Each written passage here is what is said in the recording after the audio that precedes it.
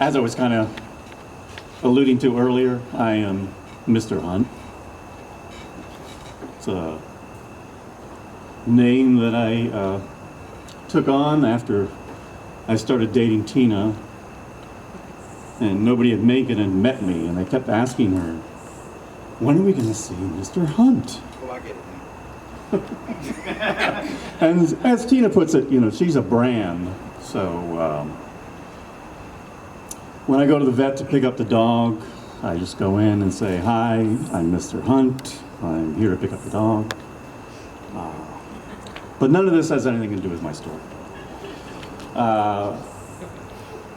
Yes, Tina, this story will involve you. Damn it. Tina and I met online, which freaked out all of her friends. And after criminal background check and a public meeting and safe words, we agreed on our third date to get married.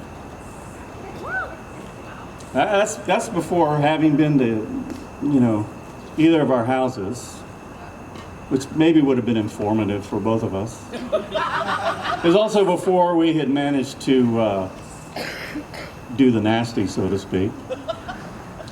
But there it was. I'd spent my whole life thinking I'd just be a bachelor, and there it was.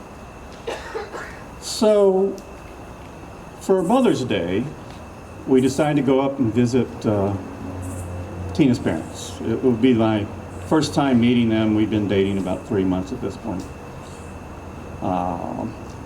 Yeah, Tina, you already know where this story's going. I do. Mm-hmm. I'm going back upstairs. This is one of the less embarrassing stories. So I pick a different one? No.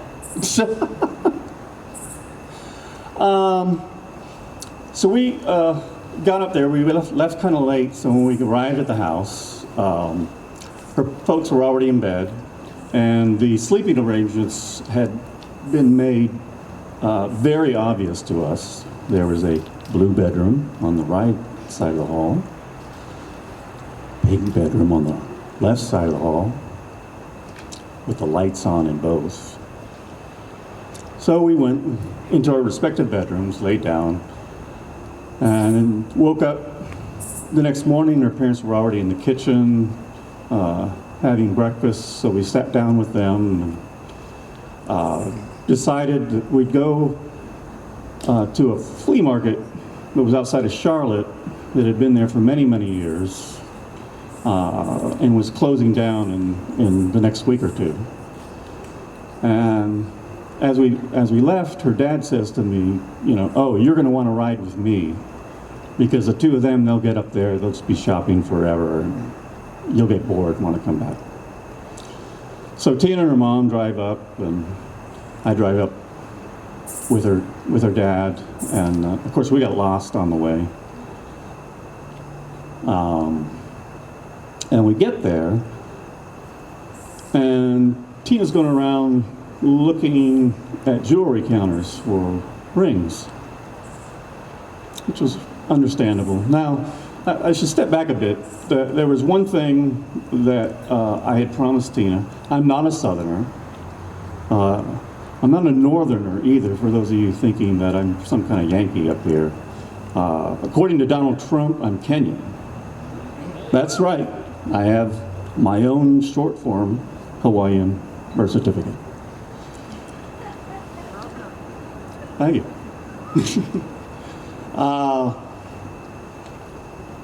Where was I? Oh yeah, so we're going to the flea market, and they get to this one jewelry counter, and Tina finds a ring that she really likes. It was a 100-year-old ring with a really nice diamond in a old cut you don't see anymore. It's called a mine cut. And the lady even let us take it outside and look at it in the sunlight, and came back. And her mom, meanwhile, had been looking at the rest of the jewelry and had found this really nice pair of Art Deco earrings that she liked. And And being the shrewd individual that she is, she knows that if she combines the ring and the earrings into a single sale, she can get a better deal. And as she's haggling with this woman, the woman speaks up and says, "Oh, you Orientals, you always want something for nothing." My eyes open up like this. I bite my tongue, and her mom, without skipping a beat, just goes, "Yes, that's because we know the value of things."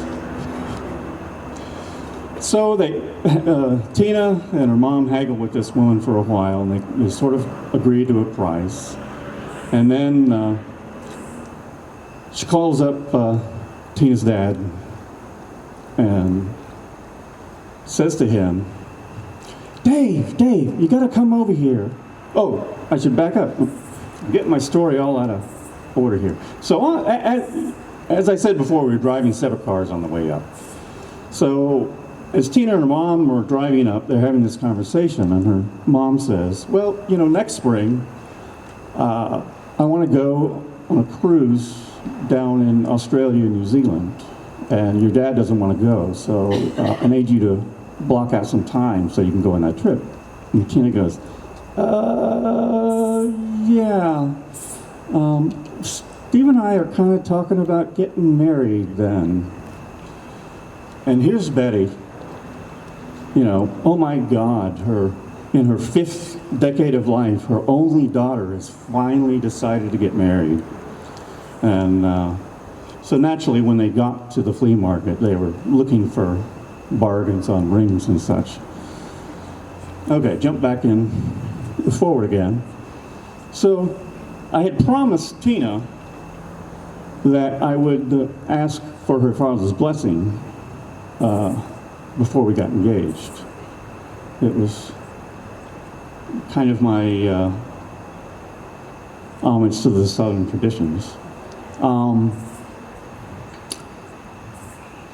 And Betty picks up the phone, says, Dave, come over here. I got some earrings I want to show you." "Oh, yeah, and Steve has something he wants to tell you." True story. And so Tina had asked her mom specifically to not say anything to her dad because I hadn't spoken to him yet. And I didn't intend to speak to him on this trip. The first and only time I'd ever, well, not the only time, but the first time I had ever met them. And having only known them for about 3 or 4 hours at that point.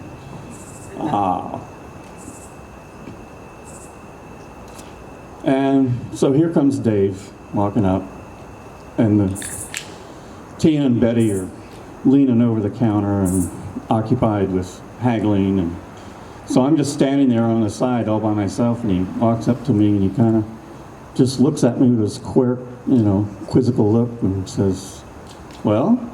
And I go, and keep in mind, up to this point, I had just been calling him Dave. I go, "Mr. Hunt, I'd like to ask for your blessing to marry your daughter." There's the pivot. So when Wile E. Coyote opens up one of those boxes that says Acme on it, and he opens it up and he realizes it's a bunch of lit fireworks, and his eyes go like this. Woo, woo. That was Dave. And his head kind of spun, and he goes, I don't know what to say. This is a man that always knows what to say. He always has some kind of witty rejoinder or some piece of, of wisdom to depart. And he says, "Oh, you just met each other, and I don't even know you." And so he quickly says, "Well, I'm just going to have to go home and think about this." Pivots around, starts to walk to his car, and here comes Betty. Dave, can I buy these?" And he just waves his hand in the air and goes, yes, whatever, and leaves. And that's how it all went down. Thank you. The Commodore filings of Hunt and Davis.